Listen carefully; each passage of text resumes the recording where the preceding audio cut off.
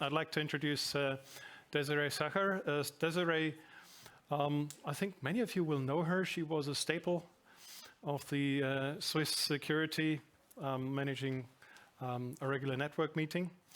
Then she went AWOL to Germany, but we lured her back with fame. She's the security architect for a financial IT service company, servicing the German Sparkassen, among other things. I think contributed to other security events as well. And she's talking about continuous improvement in the SOC, for which hand it over to her. Thank you. Please. Thank you very much for having me. So, some of you may know me. My name is Désirée Sacher, or Désirée Sacher-Boldewin now. I am the security architect at Finanzinformatik. I have been working in IT security for more than 15 years now, and about 10 years of those in really regulated industries. And I've been like in different positions where I was a security engineer, and I've seen a lot of things on how security operating can fail. And this is pretty much what motivated me to create like those papers and publish the things that I do. Finanzinformatik is the service provider for the German saving banks. So like you just said, the Sparkasse banks. So this is pretty much my background now. Now, how did I focus on start with all of this? So my main goal is to create sustainable security by building intelligent processes and efficient workflows and detection capabilities. And I have a reason for that, because what I really see is we have many juniors coming into this industry that have no idea what they should be doing. They might be like attending a training at one stage, but usually you need to find a way how to guide them, that they learn how to make the right decisions based on what they experience at work. And you also want to have efficient workflows, because if you have good employees, you want to keep them as long as possible. And if you like present them with thousands of false alerts, you usually bore them out, you burn them out, and they're gonna leave you way too soon. So you need to prevent this by optimally using what you have of the capabilities that you get. And the detection capabilities, that's really about use the tools that you have the right way. And if you're talking to a CISO and you want to have like all kinds of tools and you're not using the resources that you get in the right way, they're not going to trust you with more resources usually. So you need to prove them and show them that you actually are capable and to use the stuff that you're given to in the right way. So this is really how can you make the most use out of the tooling that you get. And I do this all by structuring the false alarms that we get in a way that they won't occur again, and so you can teach the people so they can learn and improve the whole setup that they have. And this is also a slide that I first time used at my first presentation 2 years ago. So this is pretty much how it all started for me. I'm super unhappy with this whole discussion about true positives and false positives. And if you see management reports, they all focus about that and how the ratio is between the two. And it's the whole focus has shifted too much on if it's a security threat for the company. And it's not really focusing on how can you improve the alerts that you get. Because really in the end, what you're gonna see is, if you watch the people working in the SOC or in the blue team, that the SOC becomes the operational data verification and technical security quality assurance center. And sometimes, if they really get lucky, they actually can use those forensic skills that they go to the trainings for.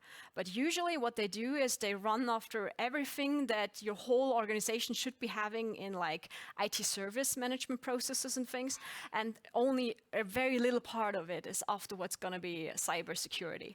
So if you want to focus back on the cybersecurity, we actually need to be able to improve the situation so that you can do that. Now, for the today presentation, I chose to focus on compliance configuration monitoring and integrity monitoring for once. And I wanted to do it a little different. I approached it with the thought process on how do I analyze and categorize my tickets at the end of an alert. So if you have had an alert coming up and you had an analyst going through it, or here in this case, sometimes even the technical engineer that is actually responsible for the system, we found the root cause of what was happening, and in my mind, I go through some analysis process. So my first question that I always wonder is, was this now a potential threat to the infrastructure that was identified with this now alert? And just to be going towards the false positives first now, we're gonna take the route.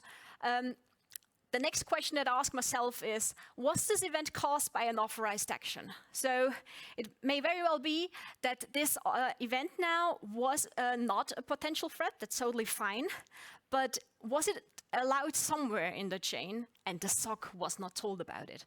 Because that means that the SOC is running after bad events and they are not supposed to run after events that are false positives anyway. And if somebody would have told them at an earlier stage, they would have been able to focus their time and attention on way more interesting things. So the first way out here is really, was this an event that was a planned action? And was it previously communicated to the SOC? And most likely, in most cases, it, in this case, is a temporary configuration aberration. So something that they made a change in the background, and that's why you now suddenly have a weird alert that is popping up, and like this configuration file has changed. And hopefully they don't keep it for a long time, and if they're going to turn it back, you can afterwards like put your whole configuration back. So you need to decide as an analyst, are you now going to create a suppression for this so you won't get more false alerts, because you know that it's not a threat, but then you need to know that you need to be removed that suppression again at the end.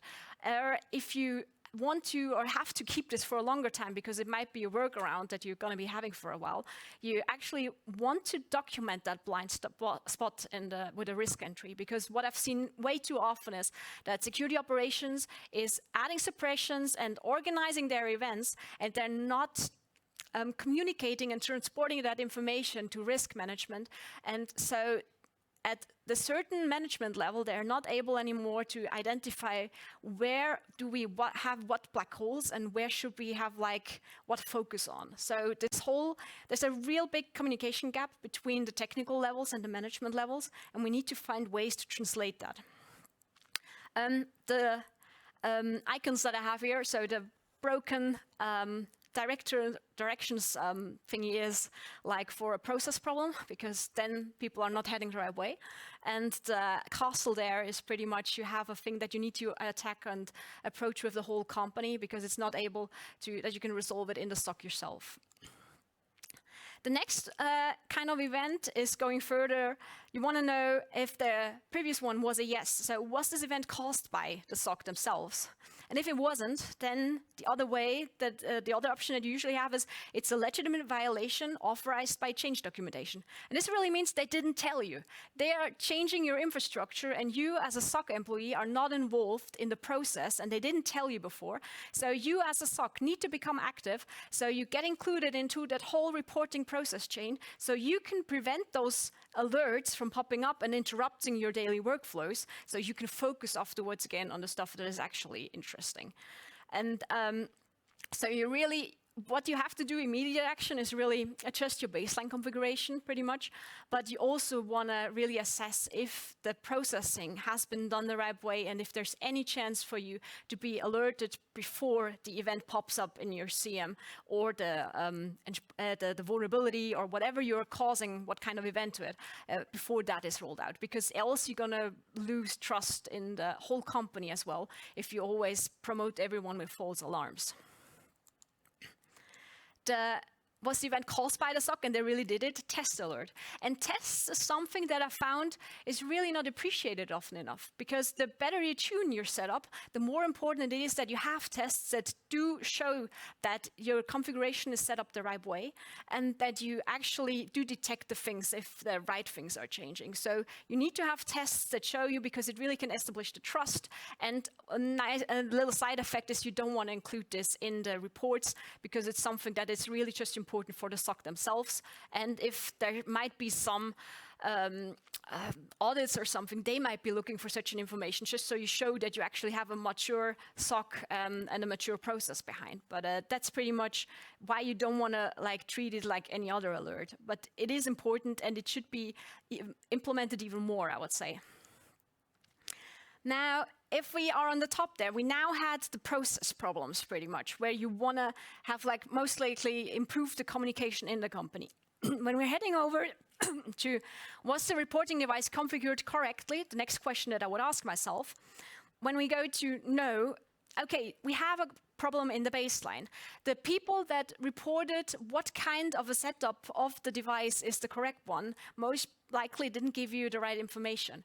And there you have a problem that your whole tooling, you're not using it in an efficient way. So you want to distinguish this and make this a different kind of alert, because this way you can start to show it in reports on how often the SOC is actually triggered or the wrong alerts are sent out because of wrong information that you're getting from the outside. You're basing all of your alerts on that information. And if you start to differentiate it, you can show where things are going wrong in your operational IT security and point it to those managers, to those teams, and make sure, therefore, that the things are actually corrected at the source where the problem occurs. A SOC themselves, they usually are helpless with that. They can't change it. They're really relying on the information that they receive. They can't control everything. So I would never, ever try to include this to measure a SOC performance or like the SOC KPIs, because this is really not a value that a SOC themselves can have an impact on. So yes, try to exclude these from these reports. The next one that I chosen to separate is the limitation and verification product. Because if your device and your setup and the capabilities that you have are not strong enough, you can't write a specific enough rule to detect the change that you need to change. You're working with the wrong tool set. And showing on how many occasions your people had to work based on alerts that were just because the tooling is actually not capable is something that you can use afterwards to hopefully improve the choice that you've made in the past and get like a different vendor, for example. So this is for me the frog, because it's like I wanted to have that prince. I really hoped that the product would work, but it didn't. It became that frogs. So yeah, it's like a big trust that I lost in that. And yeah, review that product eventually as soon as you have like data accumulated about it. Now, if this was all right still, and then you have, did the change owners follow official policies for the change process? And that was no. That's a really interesting one, because I've heard a lot of talk coming up lately about black changes. So this is pretty much, when is the IT organization changing things without documenting it in a change management in an official one? And when are they doing things in the background? And one of the best ways, I think, to detect those is pretty much with integrity and compliance monitoring, because that's how you monitor if all of the critical parts of your infrastructure is actually in the right setup, and changes to this setup that's how you notice it. And there's many things that you don't care about, but those are the critical things. And those black changes, they're really critical. And you have to adjust the baseline configuration. That's what you want to teach and tell the people that do administer those systems. But this might be interesting to like report from a more broader perspective, because usually managers are very interested in knowing what kind of departments are not following the regulations. Now, the next one is also an interesting one, activity with no change documentation required. And I'm coming to that from two sides. So for one, you have, if the change owners followed everything and stuff, that's usually the gap where you go over, okay, we now had an activity and it was by security management not defined to be in scope to be relevant. So there usually you have either the technical team that didn't say that this was a critical event, but they must have put like the configuration too broad. Or you have another kind of decision where you see that this alert you have no means to go through. There's the similar activity in the incident management is usually when you have, for example, an AV alert, and your default policy when you're an incident responder is when you have an AV alert, you're just going to ignore it because you are sure that the AV corrected everything and you're not going to run after it and like clean up the machine or something. So these are like decisions that are usually taken and done by security management at one stage, just to prevent employees from running after too many things. And that's just like some risk decisions that they take eventually. And those risk decisions, they should be evaluated regularly and reviewed, because they really, this is where you're not looking after. This is where you expect your tooling to work. And this is something where I also experienced that the security managements usually have a big trust in the first line of defense. So the second line of defense, the 2LOD, they pretty much give over responsibility to the first line, and there's no reviewing after that happening anymore. So make sure that you find a way to communicate those kind of alerts, so the security management is also taken into responsibility, so they review what they've once decided for is going to be an accepted risk and whatnot. And now the last category that I've seen is the ones that we're really after. It's the unauthorized changes without legitimate cause, because that's the ones that we're going to hand over to the incident management process. That's the stuff that we actually want to analyze further and find out what was happening on these devices. Now, the whole decision process, just so you can see it at once, is included here. So I'm going to publish slides afterwards on my GitHub, so you can go through it in your own time as well. But all of this is also included in a paper that I published last year. So you're going to find this on the GitHub as well. And what I've found pretty much in my key lessons learned here from this is that was like convinced by this from the beginning, and I think it's really important. But analyzing security events is never ever a binary thing. There's never only a true positive or a false positive. I've just showed you 8 different versions of what is actually possible of a false positive or a true positive, and what kind of, where you make distinctions. These are questions that you need to resolve in your organization, because every organization has their own borders on what they have as an accepted risk and whatnot, and where they say some event is a true positive and when not. So you really need to be making sure to have had those discussions before you get the people running after events. The second lessons learned, which is really key, is you need standardized IT service management processes, and they are the foundation for a mature security operations. You can't do a SOC and like run a SOC with all of the services if you don't have a working and stable change management that includes all of the teams with like all kinds of the changes on some kind of level. You need to have regulated incident management. You need to have a trusting asset management where all of the information is taken in, and problem management. Just these standard processes. It sounds weird to still say this in 2021, but apparently there's way too many organizations that don't they couldn't solve these problems yet, and so it's still solve the basics first, and else you're just gonna bore out the people and burn them out because they're going to be running after information and they don't have what they need to be able to resolve those events.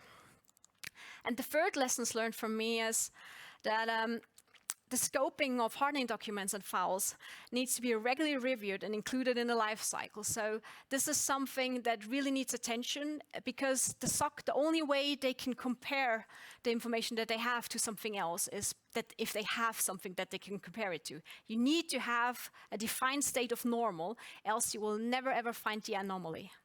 And so these reference documents, they're really key if you want to have a SOC in a mature state where they can actually do their job. What I've got here is an inspiration of KPIs that you could pull from this. And I'm not going to go into each and every one of you, but let me see, I have a laser here, I think. So what I always think is interesting is really like number of changes without formal documentation. You want to have the black changes. You want to have the shadow IT detected. Your number of activities with no change required. That's really the stuff. What is the policy about? What did they put in scope?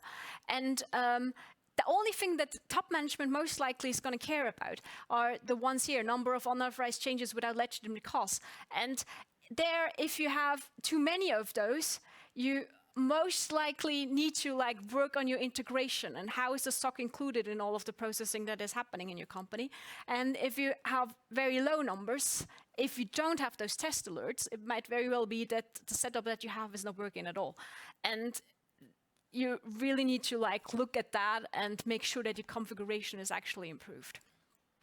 So what I'm hoping for is with showing these kind of KPIs and creating such reports that we really can start a discussion where we can start to compare on the quality of our services and that we are running to different companies. So because managers, they just love to compare themselves to others. And so if we give them something that is actually reasonable to compare, and it's not just about how much money they now spent on something, but about how good and how well of a job their people can do, I think that's going to be a really good thing on how to like shift the discussion there. So with that, I'm on my finishing slide. This is something, it's at the end of the process. I included a little selection where you can just say one of the categories. The big challenge I see is pretty much in teaching all of the employees on how to like correctly resolve those and like assign the right category. It might make sense that you have like the SOC going through the alerts and categorizing them for you. So it might be easier if it's just certain people doing such kind of things. But I really think that the overall analysis is going to be helpful in maturing the organization overall, and so they can make the right decisions, and you're not going to be spending money on more tools that you're not able to use in the right way. And all of the information is there on the GitHub. So if you have any further questions, I'm now able to take them. Brilliant. Thank you for that fantastic talk. Thanks, Désirée. Can we take questions, please? There was one over there? No? Okay. So let's start with the metrics, perhaps. So how do you prevent from metrics becoming goals and thereby becoming compromised themselves? I think metrics are always goals. And my approach is, I've seen too many times that teams want to hack the metrics by, like, for example, we had metrics for how fast you need to tackle an incident if it's occurring. And then the only thing that was measured was that you had less than 15 minutes until you reacted towards after it was opened. And I think the key really is, because what they then afterwards started doing really was just like they assigned the ticket to someone, but they never got working. And so that could take days afterwards. But they were great with the metrics because they knew how they were measured. And so the key really is to build metrics that they don't want to break. Because if you could show that if they're reporting the right thing, it's actually going to have a good impact for themselves, they're going to be wanting to do the right thing and like reporting the right thing. So with this, all of this information here, I've done quite a few of mock-up reports with the last presentations that are also on YouTube and on GitHub as well. And it's really important that the managers that is getting that information is afterwards using that information and having the discussions, like showing where the problems are occurring. And this is how we can then like really improve. But usually the managers, they don't even understand what is going wrong in the foundation. Okay. Yeah. So were there taxonomies that you could build on? I'm working in the first metrics SIG. And we actually are currently working on a framework for SOC metrics. And so we can like suggest a standard way of what should be measured for what service. So you're measuring the quality and not the quantity. Because I mean, measuring quantity, like how many alerts you've like worked on and stuff, that's pretty much what everyone's been doing for years. And in my opinion, it hasn't been working. So we need to change that. Right. Good. Are there more questions? It's a really dry topic, I know. Well, but the problem is it doesn't get better if you don't change it. Well, it sounds like you had to kind of make up a lot of things on the spot. Yeah. Yeah, and it's the ugly stepchild. And it's very funny because now with everything moving to the cloud, And as soon as you only have software in as a service, you're usually only capable to monitor the changes that are happening in the infrastructure, because you can't have an agent out there anymore. So this becomes really critical now, because that's the only way you can still rely on and know that the configuration out there is still the right setup that you want to have. So I think it will get a lot of more attention in the future, just because we will be more relying on it. And so it's going to be even more important to have all of the documents and policies and regulations in place, and have the SOC also knowing that not all of their problems are their problems, but it's actually other people's problems that are loaded onto them. Yeah. And so they need to find a way on how to distribute it among the rest of the organization again. And that's like key. That's the one thing that is just not working. We need to distribute the load of the security operation to everyone. Okay, fantastic. I'd like to bank with an organization that does that. So thanks again for your excellent presentation. And genuine surprise, because you didn't see this coming. Thank you. Some chocolate from home. Thank you. Right.